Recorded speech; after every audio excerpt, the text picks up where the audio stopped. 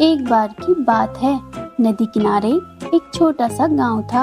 गांव में रहने वाले लोगों ने नदी पार करने के लिए उसमें एक पुल बनाया था और पुल बहुत पतला था, जिसमें एक ही आदमी आ जा सकता था। एक दिन की बात है। एक बकरी नदी पर बने उस पुल को पार कर रही थी। पुल पर उसने चलते चलते देखा कि एक दूसरी बकरी उस पुल के दूसरे कोने में आ रही थी। कुछ देर में दोनों पुल के बीचों बीच पहुंच गए।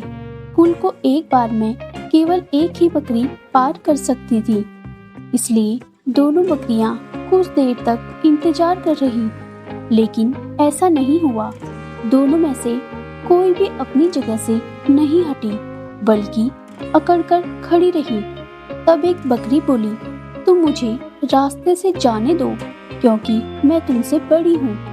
इस बात पर दूसरी बकरी हंस पड़ी और बोली, होगी तुम मुझसे बड़ी, लेकिन मैं तुमसे कहीं ज्यादा ताकतवर हूँ।